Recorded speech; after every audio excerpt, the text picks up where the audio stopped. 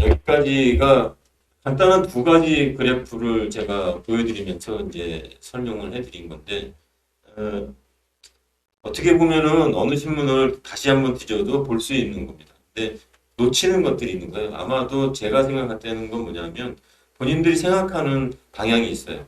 그 방향의 것들만을 보려고 하는 거죠.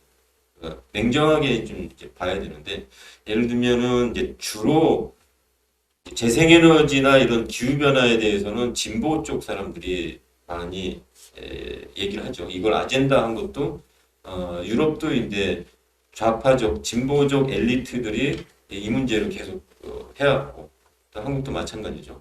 그러니까 그래프를 봐도 이제 올라가는 그래프. 영국이나 미국은 다 풍력이래. 근데 왜 우리는 이것밖에 안 되나? 이런 것들. 그 내면에 있는 이제 이 천연가스에 대한 문제. 또 그런 게 하나 있고, 또 하나는 뭐냐면 천연가스에 대한 어떤 인식.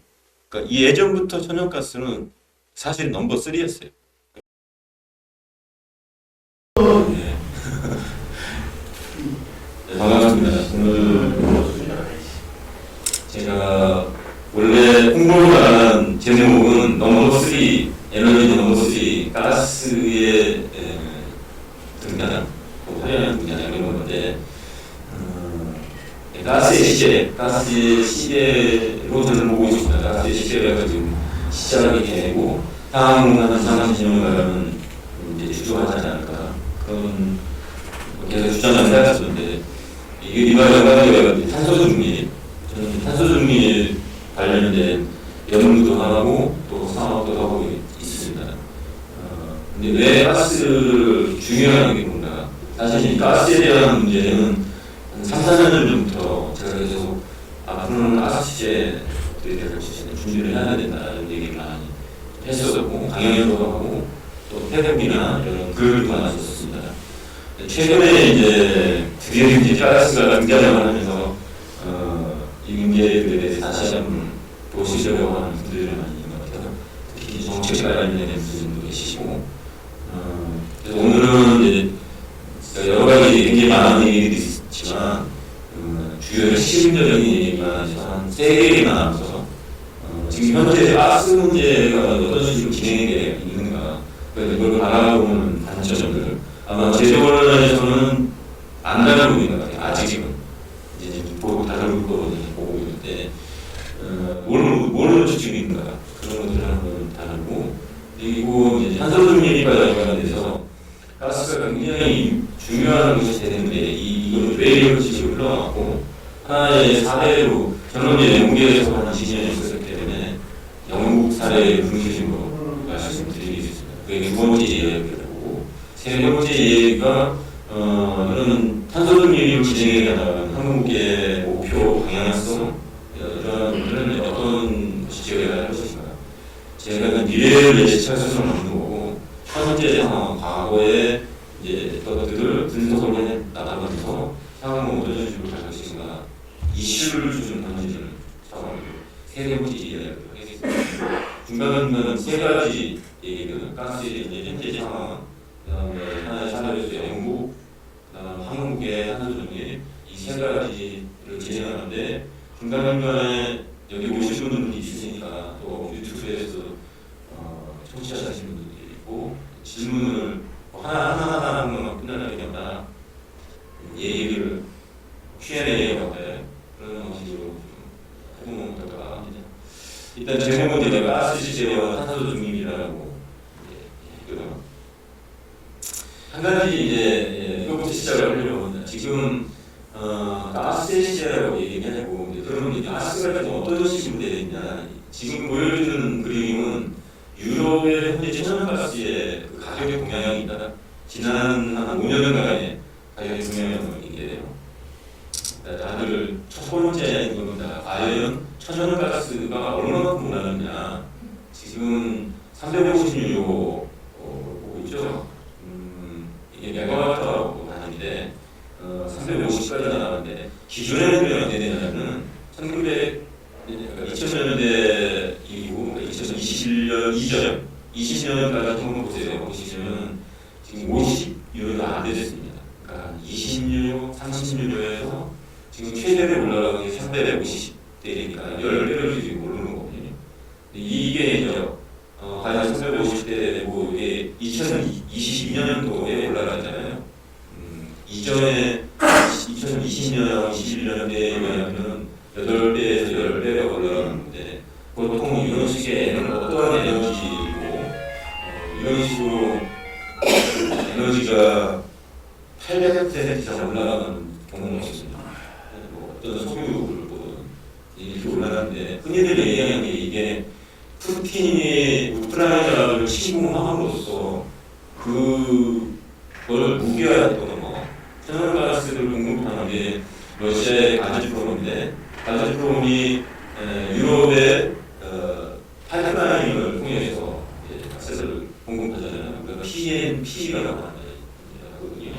그런데 이걸 막음으로써 결국은 푸틴의 이 모든 것이 시작이라고 생각을 하고 있습니다. 네. 그런데 실제로 가스가 실제로 올라가는 것들은 푸틴이 우크라이나를 침공하기 전입니다. 몇 개월 전이죠.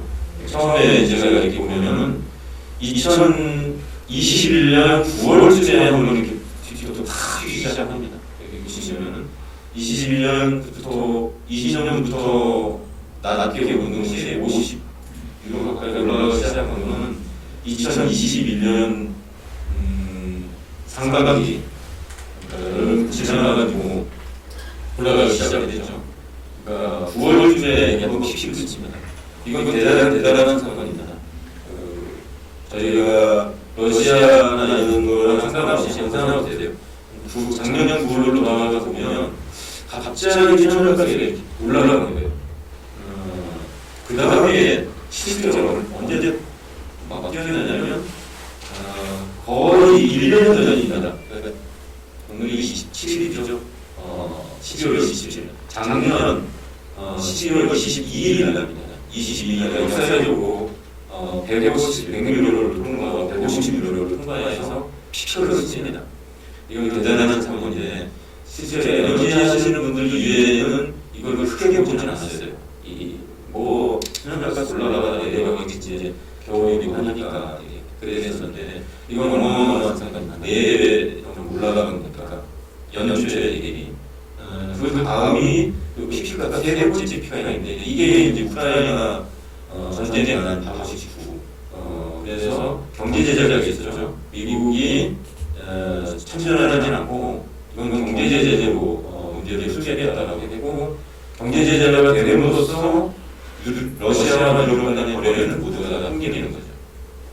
그러니까 러시아가 가스를 팔지 않겠다라고 주장한 게 아니라 경제 제재가 됨으로써 거래가 시작이 안 되는 거죠. 그러니 러시아 입장에서는 할 수 없는 거고 할 수 없음으로써 공급이 줄습니다.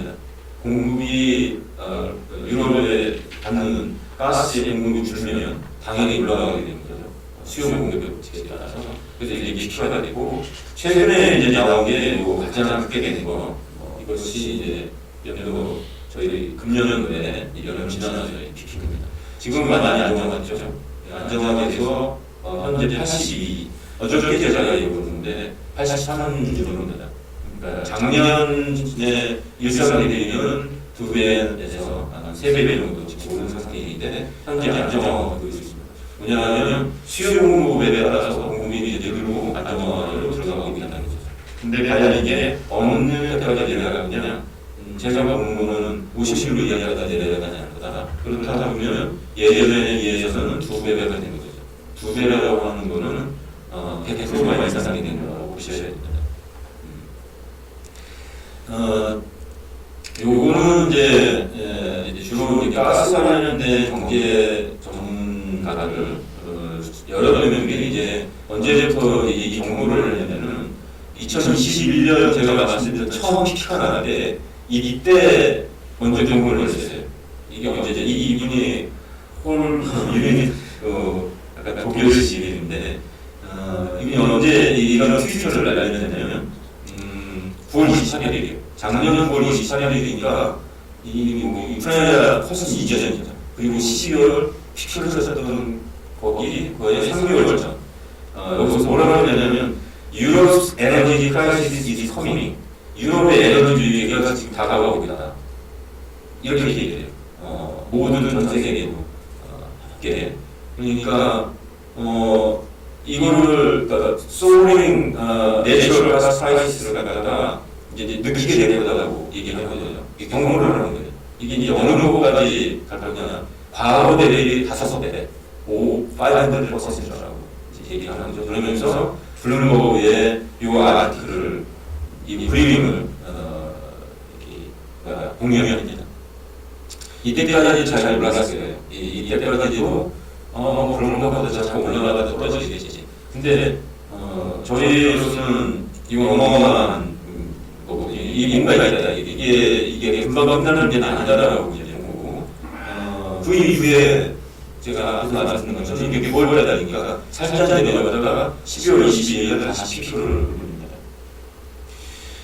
근데 이 문제는 원래 이게 알고 있는 문제인데 그 다음에 이게 큰 사건이 사람들이 일반적으로 알아내는 게 러시아 우크라이나 침공이고 러시아 우크라이나 침공이 언제냐면 2월 말이었어요. 왜 2월 말이었냐면은 그 당시에 중국의 그 윈터 올림픽이 있었죠. 아마도 둘 간에 사별을 해서 올림픽 끝난 다음에 침공을 하자 이런 게 있었던 것 같아요. 원래는 2월 달에 침공할 게 있었다라는 것이 일반적인 얘기입니다. 왜냐하면 이제 땅이 놓으면 우크라이나 땅이 놓으면 전차가 들어가기 어려우고 하는 게 있으니까 아마 그 다른 정치적인 게 있었던 것 같아요. 그래서 2월 달에 됐는데 그 전에 이건 언제 나온 기사냐면 1월 28일이죠. 1월 28일이니까 우크라이나 전쟁이 아마 한 달 전이죠. 요거는 이제 유럽의 에너지 안보를 다루는 그 생태계 그 기관이 있습니다. 그 ISS라고 하는 EUIS, European Union Institute for Security Studies.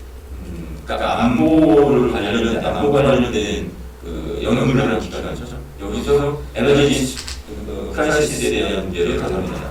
왜 다루냐면은 왜 10월 22일 날, 왜 9월 달에 이렇게 피크를 쳤는가? 그 5배 정도 이상 치는 거. 이건 거의 전쟁 같은 이벤트, 에너지 전사라는 입장에서 경제전사라는 입장에서. 그래서 이게 1월 28일 날 보고서를 출판을 합니다. 여기 보고서가 출판한 1월 28일 날 했다면 작성하는 거는 겨울에 작성했다는 거죠. 아마 지금 이맘때 때쯤 한창 이제 작성하는 거죠. 이 친구가 야나 암호망에 대해 좀 이름이 야나 프로모 독일 사람이기도 하고 아니면 동료적 이름이에요. 그래서 뭐라고 이제 제목을 했냐면 유럽 에너지 크라이시스 건연드론 얘기는 수수께끼 같은 겁니다. 이게 약간 미스테리 혹은 이게 왜 그러지? 유럽의 에너지 위기가 어떤 일이 생겨지지? 그 오리진, 그 원인, 임팩트, 그 충격, 그리고 and way forward, 앞으로 어떤 일이 벌어졌는가. 여기서도 되게 그 깊게 다루는 거죠. 그러면서 첫 번째 단락의 제목이 perfect storm인가?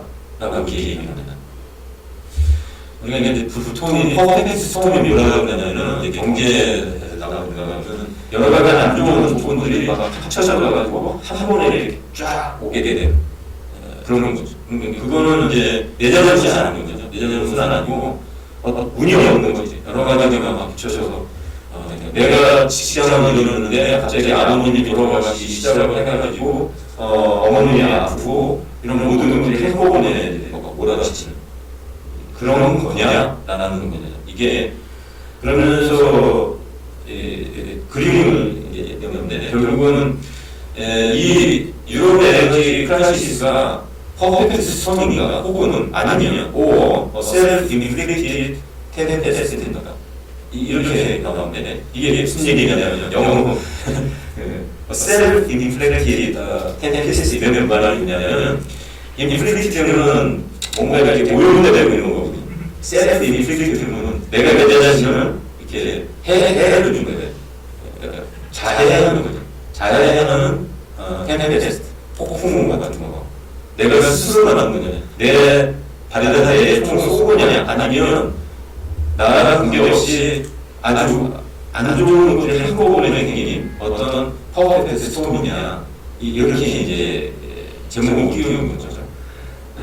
여러 가지를 이제 분석을 했는데 이 친구가 그 외적인 요소, 외적인으로는 굉장히 추웠다 겨울이 지금도 저희가 춥잖아요. 작년에는 굉장히 익스트림 웨더 너무 추우니까 가스 수요가 많아지는 거.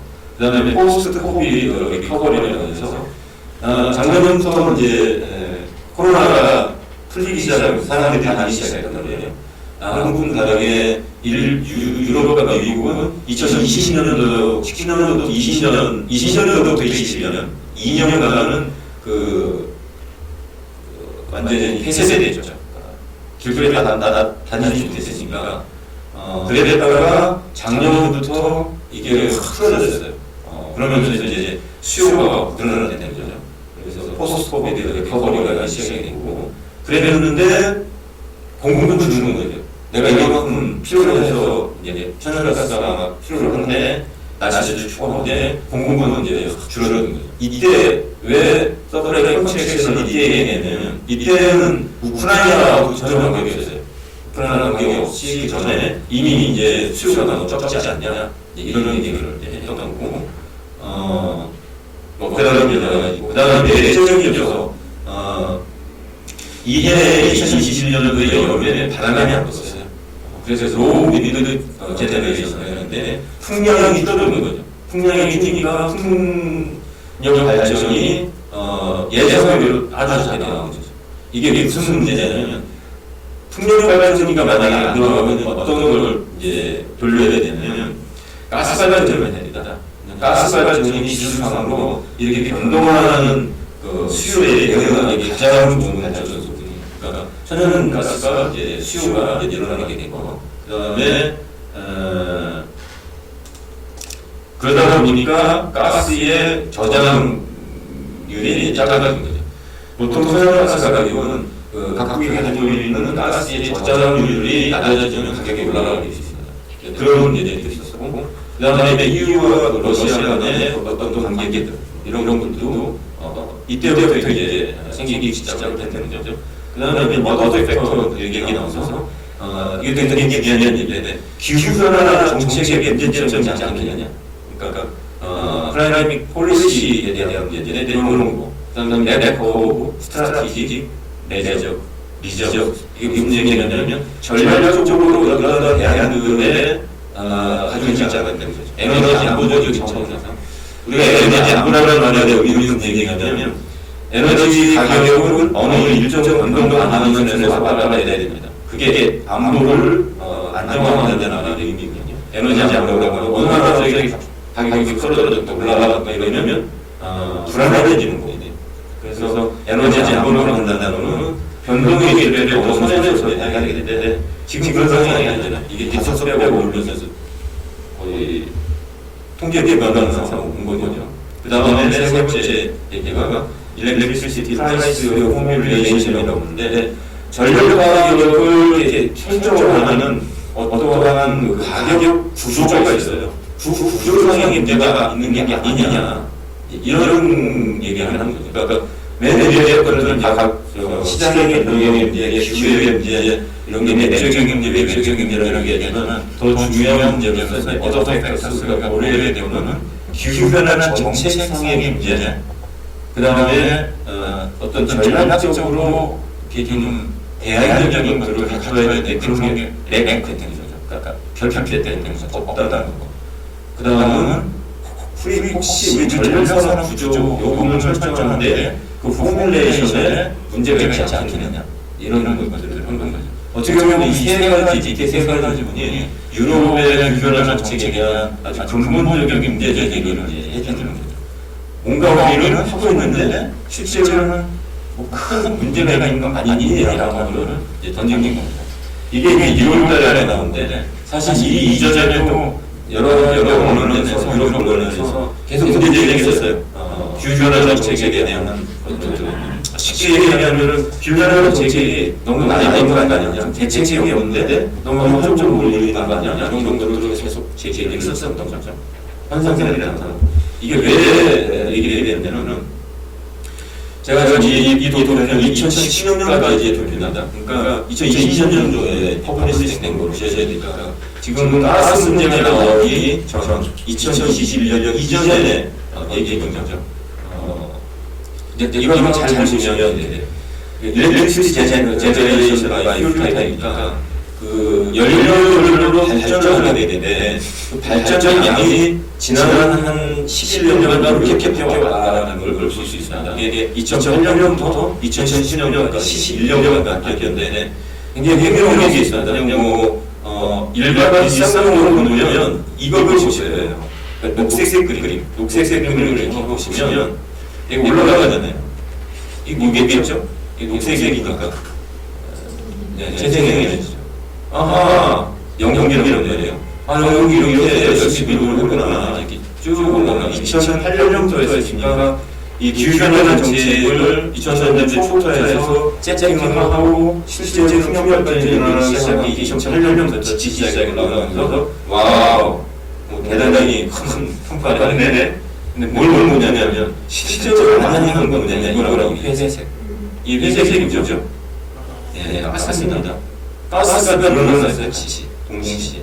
근데 실제보다도 많이 발전하는 거죠. 이게 테라와트잖아요.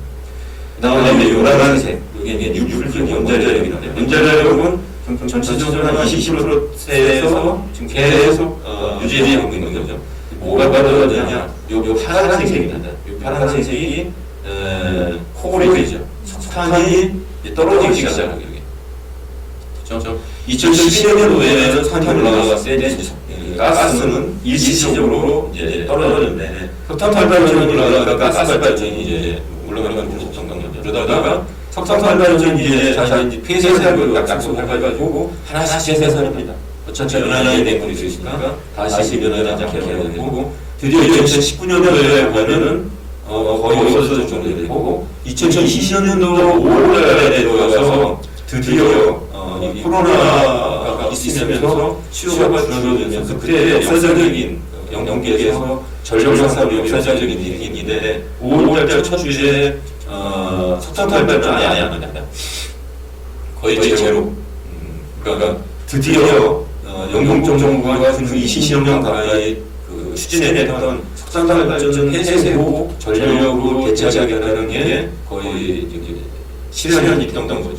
그게 2년 전이죠. 금년도 2022년이니까. 자, 그러면 이제 석탄 발전을 거치기 시작했고, 그런데 여기 이 부분, 이 천연가스 부분이 올라가는 게 얘랑 같이 올라가요.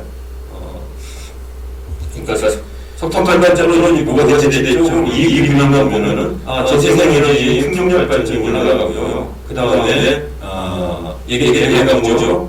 가스가 같이 올라가네요. 이렇게 됩니다. 그러면 영국만 일어나냐? OECD 전체 평균도 똑같은 패턴을 가지고 있습니다. 지난 한 10년간 신재생 에너지가 그렇게 풍력입니다.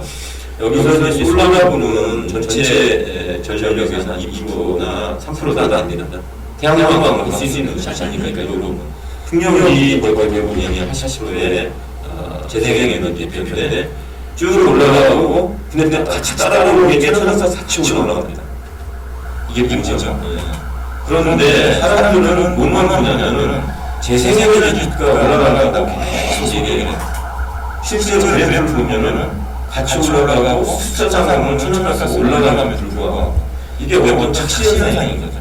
그러니까 바다 저쪽에서는 유럽은 풍력 발전이 돌아가지 않느냐라고 해서 계속 얘기를 합니다. 안에 내용에 실제로 불구하고 제가 여러 가지 증거자료나 이런 거는 텔레비전이나 이런 일을 보여드리겠습니다. 자, 그러면 실제로 이게 연구를 보면 왜 풍력 발전이 없으면 가스가 올라가다가 그거를 이렇게 영국에서 실시간으로 풍력 발전이 어떤 발전이 하는가를 보여주는 사이트가 있어요. 그 사이트에 들어가면 새벽 2시에 가면은 지금 현재 영국의 발전으로 시작하는 얘기인데 어느 데다 들어가자면 알 수 있는 게 저도 다 들어가는데 바람이 오면 천연가스가 무조건 합니다. 그러니까 천연가스라고 하는 거는 이게 뭐라 그러죠? 발전 전체 전력망에서 우리가 수요가 많아지고 공급이 적어져서 신호가 오게 되거든요. 흔히 이게 프리퀀시 리스폰스를 FR 제어하거든요. 그게 따라오면 약간만 불려가지고 제어가 돼야 되는 거죠. 그때 가장 빠르게 가능할 수 있는 게 이 천연가스형 엔진형이든 파워빈형이든 이 천연가스형 발전소입니다. 그러니까 풍력발전소가 늘어나면 늘어날수록 그걸 받쳐줄 수 있는 거는 천연가스니까 천연가스의 소비량이 늘어나는 거죠. 이게 굉장히 웃긴 거죠. 그러면 이제 이상적으로 얘기하는 거는 그러지 말고 풍력발전이 많을 때에는 전력을 이게 했다가 이게 할 수 있는 저장했다가 방전하는 충방전할 수 있는 ESS 하는 게 어떠냐 이게 얘기 나온 것들이죠. 그런데 이게 리튬이온 방식이잖아요. 리튬이온 방식의 이거를 실제로 성공한 케이스, 전력망 성공한 케이스는 제가 아는 선에서는 2년 전 그 테슬라의 일론 머스크가 사우스 오스트레일리아, 그러니까 남호주 지역도 풍력 발전이 많이 늘어났어요. 근데 문제는 뭐냐면 이게 들락날락하니까 정전이 많이 생기는 거예요. 그러니까 이걸 어떻게 하지? 이 문제를 어떻게 해결했냐면 일론 머스크가 내가 해결해 줄게. 6개월 안에 ESS를 설치해 놓고 이 그리드망을 안정화시키겠다. 그렇게 약속을 해가지고 실제로 구현을 했어요.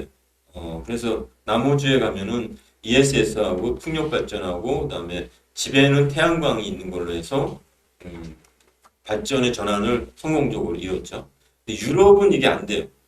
유럽 같은 경우에 이 ESS가 투자를 해야 되는데 이게 어마어마한 거죠. 투자가 많이 되는 거고. 또 하나는 이제 뭐냐면 리튬이온 자체가 친환경적이라고 여기질 않는 거예요. 이거는 나중에 또 한번 이 문제를 다루겠지만은 이 리튬이온의 가격도 비싼 것도 있고 그다음 영국에서 리튬이온을 제조하는 데가 없잖아요. 지금 현재 전 세계적으로 리튬이온형 ESS의 시장 점유율은 중국의 CATL, 그다음에 한국, 삼성, SK, LG 이게 지금 전 세계의 시장을 점유하고 있단 말이죠. 그러니까 발전용으로 이거 하기에는 어렵다는 거죠. 이거를 남호주의 프로젝트를 성공한 다음에 일론 머스크가 영국에 가가지고 내가 이거를 남호주에 해결을 했으니 내가 영국 것도 해결해 줄게라고 제안을 한 적은 있어요. 제안을 했는데 영국에서 받아들이지 않았죠. 여러 가지 이유가 있겠지만은 앞으로도 이거는 하긴 어렵게. 그렇다면 뭐냐면은 결국은 계속 천연가스가 될 수밖에 없는 거죠. 여기까지가 간단한 두 가지 그래프를 제가 보여드리면서 이제 설명을 해드린 건데 어떻게 보면은 어느 신문을 다시 한번 뒤져도 볼 수 있는 겁니다. 근데 놓치는 것들이 있는 거예요. 아마도 제가 생각할 때는 건 뭐냐면 본인들이 생각하는 방향이 있어요. 그 방향의 것들만을 보려고 하는 거죠. 그러니까 냉정하게 좀 이제 봐야 되는데 예를 들면은 이제 주로 재생에너지나 이런 기후변화에 대해서는 진보 쪽 사람들이 많이 얘기를 하죠. 이걸 아젠다 한 것도 유럽도 이제 좌파적, 진보적 엘리트들이 이 문제를 계속 해왔고 한국도 마찬가지죠. 그러니까 그래프를 봐도 이제 올라가는 그래프. 영국이나 미국은 다 풍력이래. 근데 왜 우리는 이것밖에 안 되나 이런 것들. 그 내면에 있는 이제 이 천연가스에 대한 문제. 또 그런 게 하나 있고 또 하나는 뭐냐면 천연가스에 대한 어떤 인식. 그러니까 이 예전부터 천연가스는 사실 넘버 3였어요. 그러니까 뭐 석탄 발전 있고 그다음에 뭐 이 석유도 있고 석유는 단순한 에너지만의 문제가 아니잖아요. 석유를 가지고선 뽑을 수 있는 게 굉장히 많거든요. 아스팔트도 깔고 그다음에 나일론도 뽑아내고 하나의 자원으로서 이제 있어서 지금까지도 다 석유의 시대였잖아요. 가스는 뭐 아마도 그냥 난방기기이고 그리고 쓰고 있는 게 지금 현재는 이런 게 있습니다. 농사에 쓰는 비료의 원료로서 이제 내추럴 가스를 쓰고 있고, 뭐 그 정도, 뭐 이게 뭐 전체를 좌지우지할 정도로 해본 적이 한 번도 없습니다. 그러니까 이제 아주 가격이 쌌죠. 가격이 쌌고, 진행을 했어요. 그런 것들을 제가 두 가지만 이제 보면서, 좀 얘기를 했었는데요. 혹시 뭐 질문 혹시 있으시던가, 지금까지 얘기한 것 중에 놓칠 만한 게 있으면 알려주시면 제가 보충 설명을 하던가 있습니다.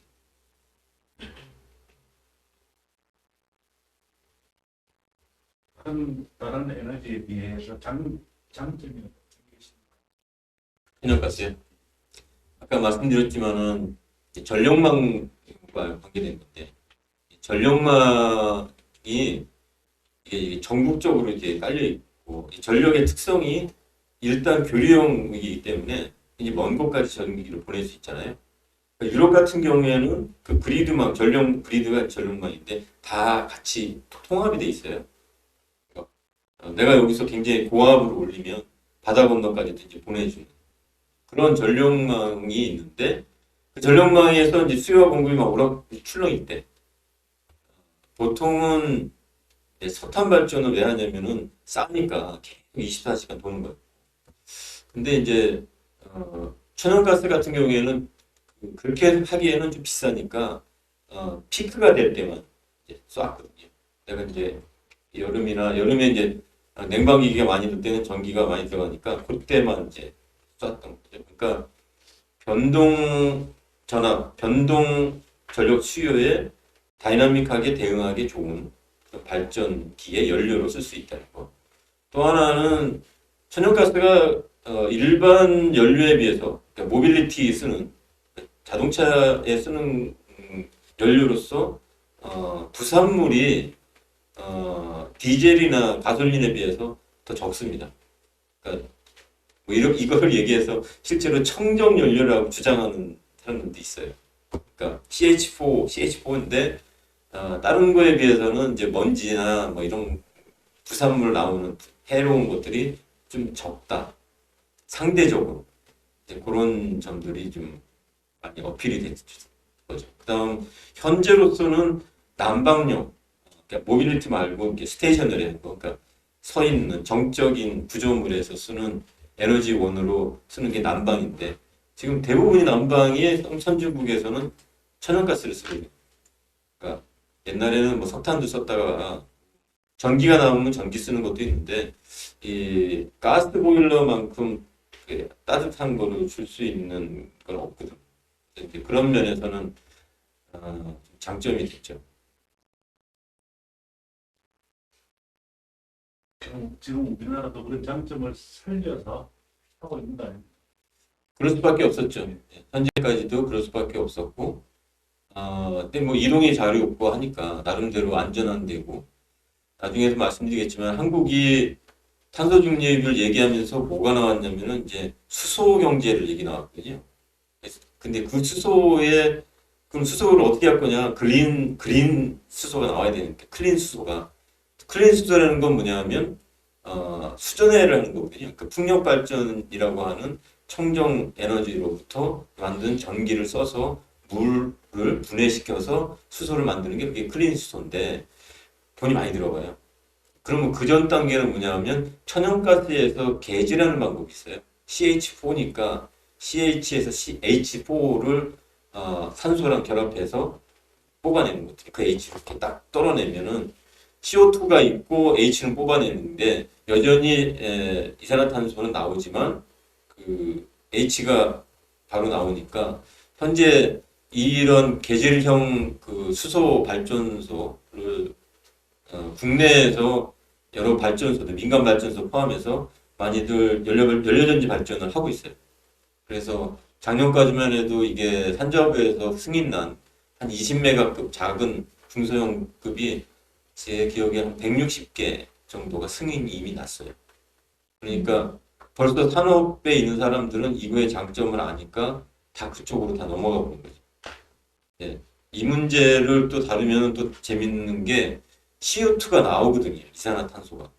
이산화탄소가 나오니까 얘는 청정한 게 아니다라고 이제 또 얘기를 할 수 있죠. 근데 그 문제는 나중에 제가 한국형 탄소 중립을 하면서 좀 더 자세하게 다룰 건데 그런 점에서 에너지하는 기계하는 사람, 전기하는 사람들 입장에서는 내가 탄소 줄일 수 있는 탄소 감축을 위해서 빠르게 진행하면서도 돈을 버는데 문제가 없는 연료는 현재로서는 CH4 이상은 없다라고 보고 있습니다.